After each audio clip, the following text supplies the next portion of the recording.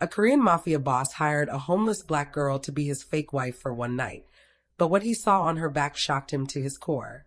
Before we start the story, comment below and let us know where you're watching from. Enjoy the story.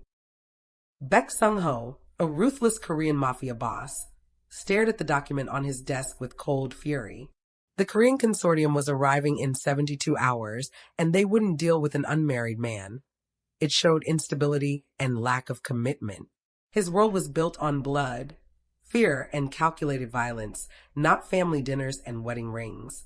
But without this deal, his territory would be vulnerable to rivals.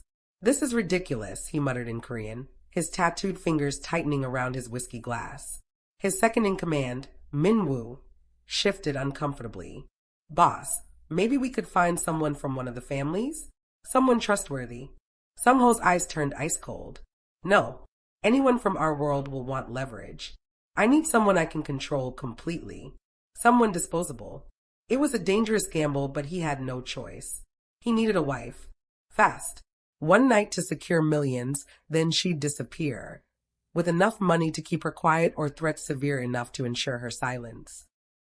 Later that evening, as rain hammered the city streets, Sung-ho's black Mercedes prowled through the downtown district.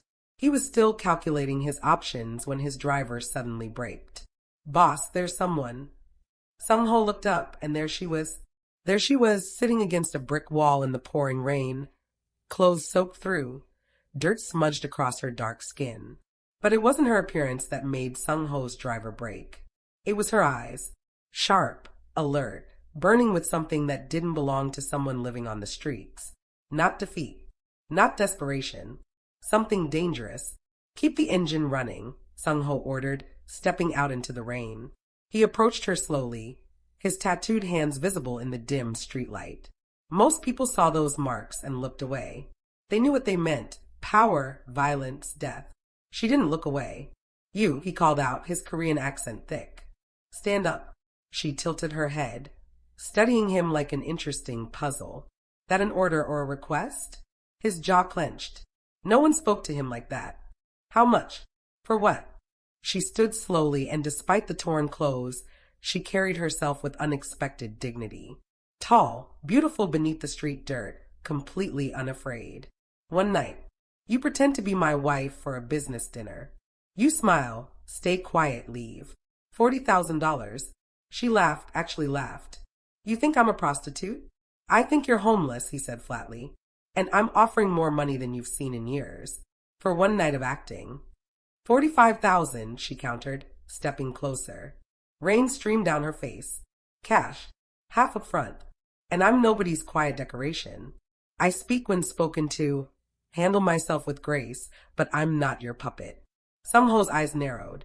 This homeless woman was negotiating with him. People who crossed him ended up in rivers. Yet here she stood, demanding more money and setting terms. "You're awfully brave for someone with nothing," he observed, voice deadly calm. She smiled, the smile of someone who'd survived unimaginable things. Nothing to lose means nothing to fear. Something shifted in his chest. Curiosity, intrigue, maybe respect. She wasn't begging.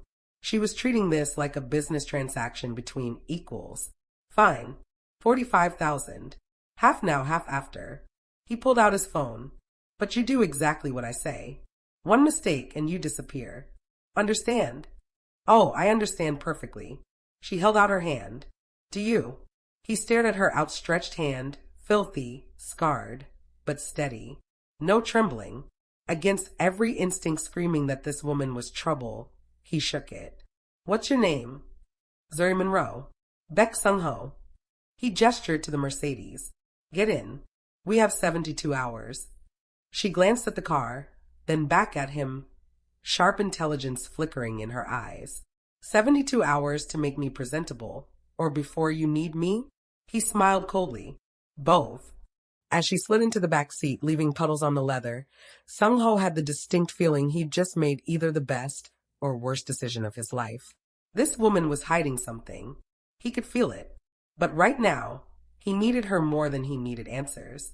The Mercedes pulled away, carrying them toward a collision neither could predict. The penthouse was all glass and steel, overlooking the city like a throne. Zuri stood dripping rainwater onto marble floors. She didn't apologize. Bathroom is down the hall, Sung-ho said. Shower. Be ready in an hour. An hour to transform from street rat to trophy wife? High expectations. I have stylists coming. Just be clean. When she emerged 40 minutes later, Sung-ho nearly dropped his glass. The grime was gone, revealing smooth dark skin glowing in the penthouse light. Her hair fell in thick coils around her face. She wore his robe but made it look regal. Better, she asked, that sharp intelligence still burning. The stylists arrived like a small army. Sung-ho watched them transform Zuri into something extraordinary. When they stepped back, he couldn't breathe. She stood in a modern hanbok, traditional Korean formal wear in deep burgundy silk. It hugged her curves before flowing elegantly to the floor. Her hair in an intricate updo, makeup subtle but striking. She looked like royalty. You clean up well, he said, adjusting his tie. She turned, catching his gaze. Don't act so surprised. Beauty doesn't belong only to the privileged. Something in her voice, bitterness, memory, made him pause.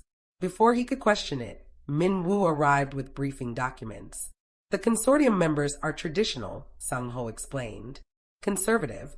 They expect respect, formality. You'll need to bow when greeting them. Like this. He demonstrated. Zuri watched, then replicated it perfectly. The exact angle, precise hand placement, subtle weight shift. It wasn't learning. It was practiced. Flawless. His eyes narrowed. Where did you learn that? YouTube, she said too quickly, moving to examine the paperwork. Her fingers traced Korean characters. These are the attendees? You read Korean? His voice went cold. I recognized some characters. That's all. But her eyes had absorbed too much. Sung-ho stepped closer, studying her. She was good, almost good enough. But he'd spent his life reading people, detecting lies, surviving betrayals. This woman had real training. Not YouTube. Who are you really, Zuri Monroe? She met his gaze without flinching. Something dangerous flashed behind her eyes. Then she smiled. I'm whoever you need me to be for $45,000. Isn't that the deal? He wanted to push. But the consortium dinner was in 48 hours and he was out of options. Her secrets would have to wait. Just remember, he said quietly, his tattooed hand gripping her wrist. I know when people lie to me. And I don't forgive it. She looked down at his hand, at the intricate tattoos, symbols earned through blood and loyalty. When she looked back up, there was recognition in her eyes. She knew those symbols. She knew what they meant. Then I guess, she whispered, pulling free. We're both playing dangerous games. The words hung between them like a knife balanced on its edge. The private dining room was a fortress of tradition. Dark wood panels, silk scrolls, expensive tea. 6 members of the Korean consortium sat around the table, their faces carved from decades of power. One wrong move, and Sung-ho's empire would crumble. Zuri entered beside him, her hand on his arm. She moved with innate grace, eyes respectfully lowered, posture perfect. Every man looked up.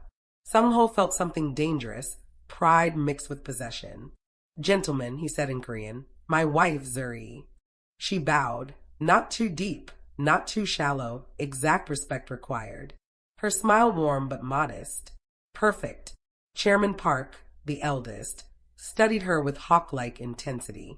Mrs. Beck, welcome. The dinner began.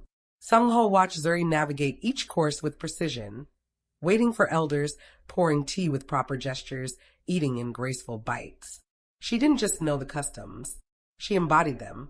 Your wife is very well-mannered, Vice Chairman Kim observed in Korean, not expecting her to understand. Zuri looked up, responding in flawless Korean.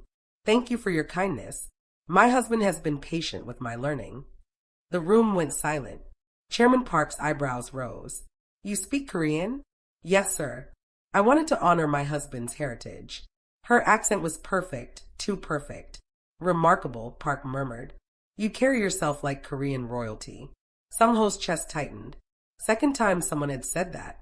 Before he could analyze it, Vice Chairman Kim leaned forward, eyes lingering on Zuri's face. Such an exotic beauty, Kim said, tone crossing into something ugly. How did BSSI find such a rare treasure? Sungho's hand clenched, jaw tight. But Zuri smiled, sharp and controlled. He saw value where others saw nothing, she said sweetly in Korean. Perhaps that's what makes him a better businessman than most. The rebuke was subtle but unmistakable. Kim's face darkened. The other men chuckled. Chairman Park raised his glass. To Baek Sung-ho, a man of vision and excellent taste. The deal was progressing. Everything was perfect. Too perfect. Then Park tilted his head, studying Zuri with sudden intensity. Forgive me, but have we met before? Your face. It reminds me of someone. Sung-ho's blood turned to ice. Zuri's hands trembled for just a fraction, invisible to everyone but him. Then she laughed, soft and practiced. I have one of those faces, Chairman Park. People often think they've seen me before. Park frowned, unconvinced. The moment passed. Conversation shifted to business, and within an hour, contracts were signed. The deal was secured. But leaving the restaurant, Sung-ho noticed Zuri's rigid posture, quickened breathing. She'd been afraid. In the car, he turned to her. Who was he about to recognize? I don't know what you mean. Your hand shook. You never shake. She met his eyes in the darkened back seat. The mask slipped. He saw fear, calculation, and something else, resignation. Then she looked away. You got your deal, she said quietly. That's all that matters. But it wasn't. Not anymore. Min-woo's words echoed. She is full of surprises. Sung-ho was beginning to realize just how dangerous those surprises might be. The penthouse was quiet except for ice clinking in crystal. Zuri stood by the windows, still in the burgundy hanbok. Sung-ho poured whiskey, jacket discarded, tie loosened. His neck tattoos darker in low light. You were remarkable tonight, he said, handing her a glass. I did what you paid me for. No, you saved that deal. Kim was looking to walk away. You shut him down perfectly. He was disrespectful. I don't tolerate disrespect. Where did you really learn Korean? Silence. Then, I had a life before the streets. A different life. What happened? I lost everything. Family. Home. Identity. She turned, vulnerability in her eyes. Everything that made me who I was.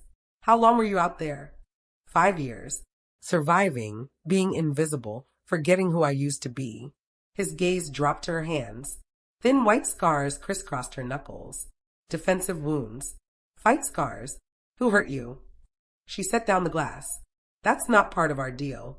Maybe it should be. He stepped closer. The air shifted, charged. She didn't step back. He didn't step forward. That dangerous space where strangers became something else. Why did you really hire me? Because everyone in my world wants something. Power. Connections. Protection. He paused. You just wanted money to survive. It was honest. She laughed, bitter. Nothing about tonight was honest. No. He reached up, tucked hair behind her ear. She froze. Then tell me why your hands are shaking now. His phone rang. He cursed. What? Min-woo's voice. Boss, someone's asking questions about the Black Lotus massacre. Sung-ho hardened. Switched to Korean. After 5 years? Who? We don't know. But I'm handling it. Handle it permanently. Make sure there are no survivors from Black Lotus. Not one. If anyone from that syndicate is still breathing, find them and eliminate them. No loose ends. Yes, boss. He turned back. Zuri was frozen, face drained, eyes wide with horror. Zuri. She blinked. The mask slammed back, but her scarred hands gave her away. I need to leave. What? No, stay. How much? Voice sharp, desperate. How much to stay another week? He frowned. 50,000. But what's? Done. Wire the money. I'll be back tomorrow. Zuri, wait. He caught her wrist. She spun, eyes blazing with tears she wouldn't let fall. Don't. Please. Just don't. He released her. She vanished into the elevator.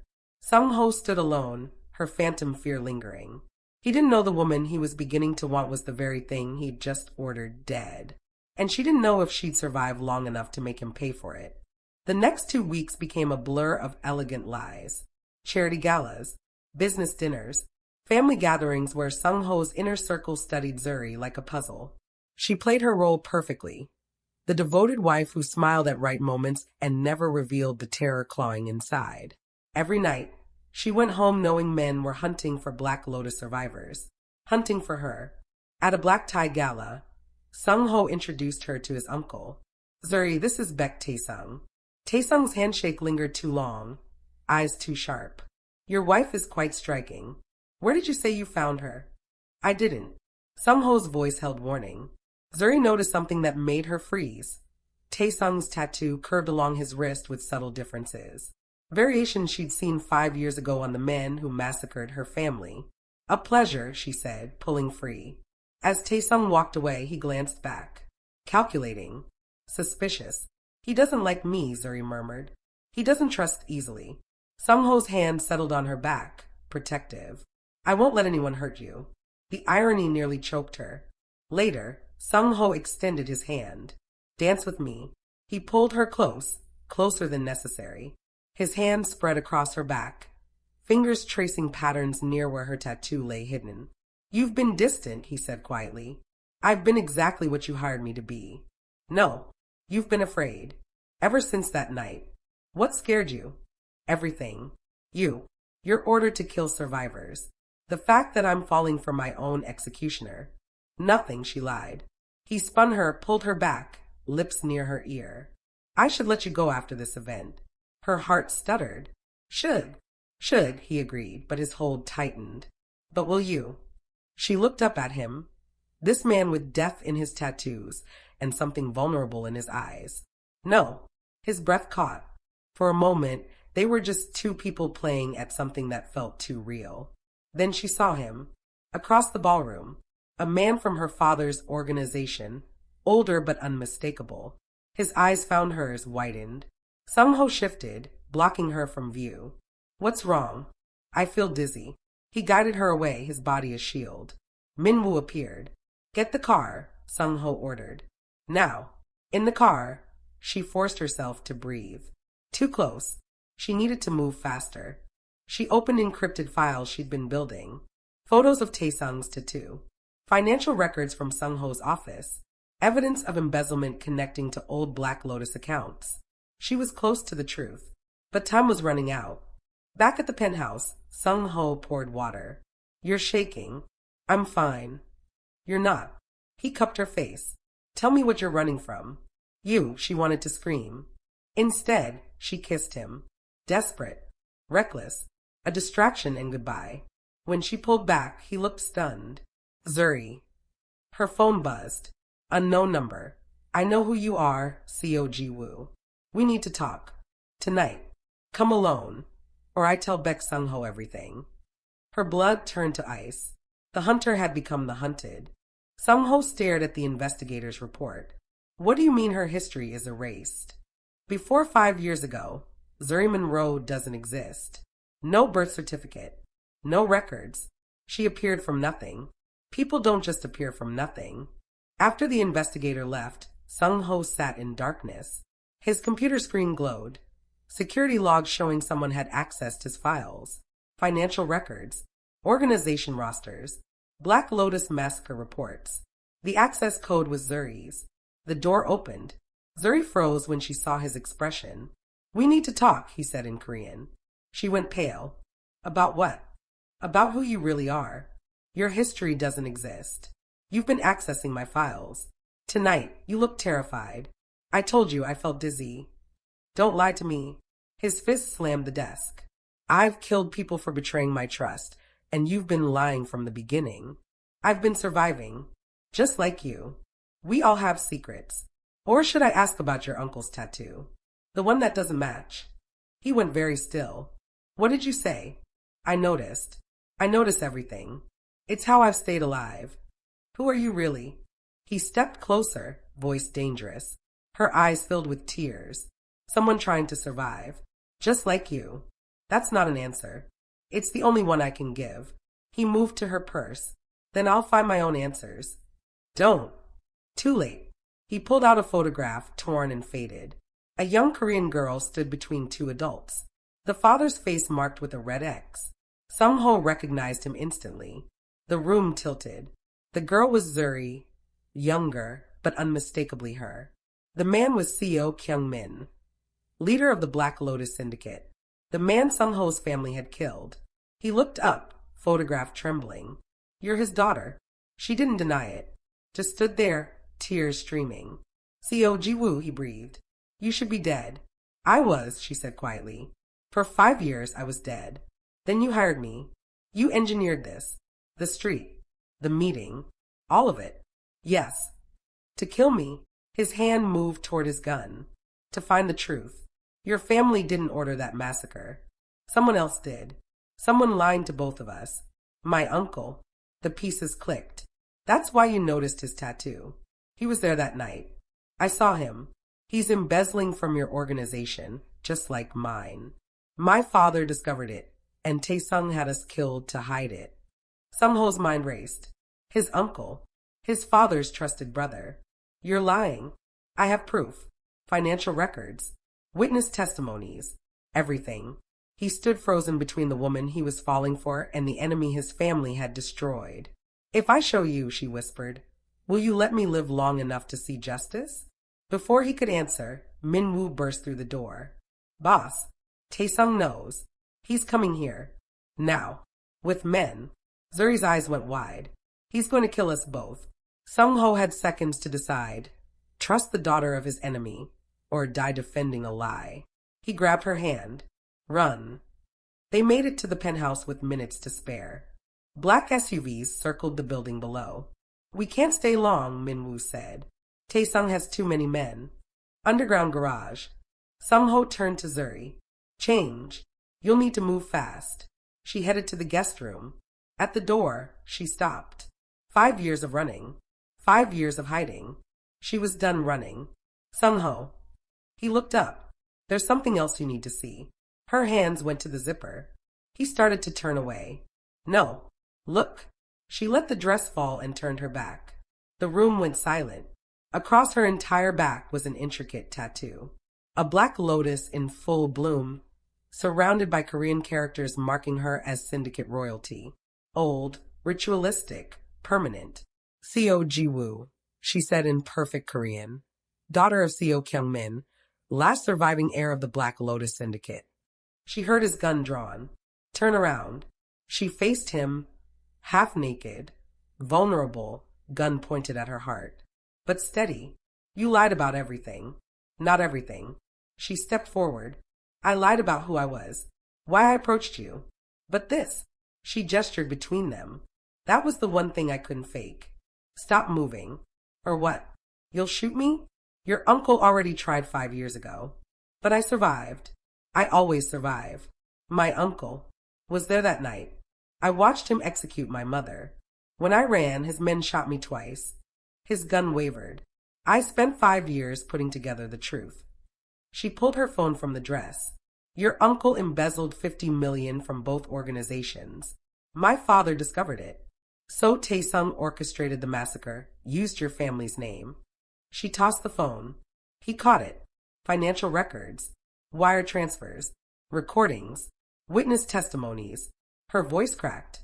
"If you kill me now, he wins. He'll kill you next, and the truth dies with us." Sung-ho stared at the phone. At her. At the tattoo marking her as his enemy. "Why should I trust you?" "Because I just showed you the one thing that will get me killed. That tattoo is a death sentence. But I showed you anyway." "Why?" "Because you deserve the truth. And because I fell in love with you and I'm tired of lying." The words hung between them. Sung-ho lowered the gun. "Show me everything." They sat as he scrolled through years of evidence. His face grew harder. "He killed my father," Sung-ho said finally. "What? 2 years after your family. My father asked questions about finances. Died in a car accident." She shook her head. "I have a witness who saw Taesung cut the brake lines. He stood, rage and pain warring. He took everything from both of us." "Yes. And now he's coming to finish the job." "Yes." Sung-ho turned to her, decision in his eyes. "Then we end this. Tonight. Together."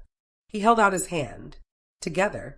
She took it, and for the first time in 5 years, Seo Ji-woo wasn't alone. But they had minutes before Taesung breached the building. And this time, he wasn't taking prisoners. The safe house was sparse, a forgotten apartment Taesung's men wouldn't search. Minwoo posted guards and gave them until dawn. Zuri spread files across the table. Bank statements, wire transfers, photographs. 3 years of investigation laid bare. He moved money through shell corporations, she explained, from Black Lotus accounts to yours, then offshore. $50 million. Both our fathers died for discovering it. Sung-ho studied the documents. You've been tracking him for 3 years. 5. 2 years just to survive. To heal. She pulled her shirt aside, revealing jagged scars. Bullet wounds. Nearly died 3 times from infection. He reached out, fingers tracing the scars. I'm sorry. You didn't pull the trigger. No, but my family's name did. He moved behind her, gently lifting her shirt to reveal the tattoo. His fingers traced the Black Lotus. Does it hurt? Not anymore. They marked me during a fever when I turned 13. My father said it would protect me. It did. It led you to the truth. To me. She turned in his arms. Do you regret that? No. His hand cupped her face. Even if I should. The kiss was inevitable. Desperate. 5 years of pain burning away. They barely made it to the bedroom. Afterward, lying in sheets, Sung-ho traced the lotus on her back. What happens tomorrow, she whispered. We gather allies. Survivors from your syndicate. Loyal men from mine. Present evidence to the council. And if they don't believe us, then we fight our way out. Together. I love you, she said quietly. I didn't want to, but I do. I know. He kissed her shoulder. I love you too, even though loving you might get me killed. She laughed, bitter and sweet. Love's always been dangerous in our world. Then let's make it worth the risk. They fell asleep wrapped together, knowing dawn might bring death. But Minwoo's urgent knock came sooner. Boss, we have a problem. Sung-ho opened the door. Taesung moved against the council. 3 elders dead, others hiding. Minwoo's face was grim. And he's put a $5 million bounty on both your heads. Every hired gun in the city is hunting you. Zuri appeared beside Sung-ho dressed and armed. How long? Hours. Maybe less. Sung-ho looked at her. The woman who'd become his partner, lover, only ally. Then we don't wait for dawn. He turned to Minwoo. Contact everyone we trust. Tell them to meet at the warehouse. If Taesung wants war, we'll give him one. And if we don't have enough men, Zuri smiled, cold and dangerous, then we make sure the right ones die first. The final battle was coming, and only one side would walk away. The warehouse was shadows and steel. Sung-ho stood at the center, surrounded by 20 men, half his organization, half Black Lotus survivors, all loyal. Zuri stood beside him, the Black Lotus tattoo visible through her sheer shirt. When Taesung arrived expecting corrupt officials, he froze. Hello, uncle, Sung-ho said coldly. What is this? Justice. He gestured to screens displaying financial records, recordings. For my father, for her family, for everyone you murdered. Taesung's eyes locked on Zuri. You're supposed to be dead. Disappointed. She smiled. I survived. And I remembered everything. This is a misunderstanding. We have witnesses. Council members. They're watching. He pointed to cameras streaming live. The truth is out. It's over. Taesung's composure cracked. I raised you. Protected you. You killed my father. You murdered him because he discovered your embezzlement. He was weak. Just like Seo Kyung-min. Taesung drew his gun. Fired. Not at Sung-ho. At Zuri. She pushed Sung-ho aside. The bullet hit her shoulder. Sung-ho caught her as she fell, composure shattering. No, medic. Taesung raised his gun again. Sung-ho's shot was faster. Final. His uncle dropped dead. Why did you do that? Sung-ho demanded, pressing his hand to her wound. Zuri smiled through pain. Because trust is earned in blood. I earned yours. The wound was bad but not fatal. As they loaded her into the ambulance, she grabbed his hand. It's over. It's over, he agreed. 6 months later, Sung-ho took her to the rainy alley where they'd met. This is where you saved my life. You hired me. Before you, I was dead inside. He pulled out a ring. Marry me. For real this time. Tears streaming. Yes, no more fake anything. Only truth. Their wedding was intimate. She wore a dress showing her tattoo proudly. His vows. You showed me your back, marked with your past, and it was the bravest thing I've ever seen. Her vows. You saw the mark of your enemy and chose to see me instead. 1 year later, Zuri stood before a mirror, Sung-ho's hands covering hers on her pregnant belly. Are you scared? Terrified. But we survived. We found each other. We built something good from something terrible. What if we're not enough? She turned. We're exactly enough. Survivors, fighters, lovers, and now parents. What will we tell them about the tattoos? She smiled. The truth. That we wear our past on our skin, but we don't let our past define our futures. That we chose each other despite every reason not to. That love is the most dangerous, most beautiful risk we ever took. And that it was worth it? And that it was worth it. They stood together, two survivors with marked skin and scarred hearts, looking toward a future they fought to build. From fake to forever, he murmured. From enemies to everything, she replied. The tattoos remained, permanent reminders of who they were. But their choice to love, trust, and heal, that's who they'd become. Thank you for staying till the end, Whiteheart. If this story pulled you in, tap subscribe. More stories are coming.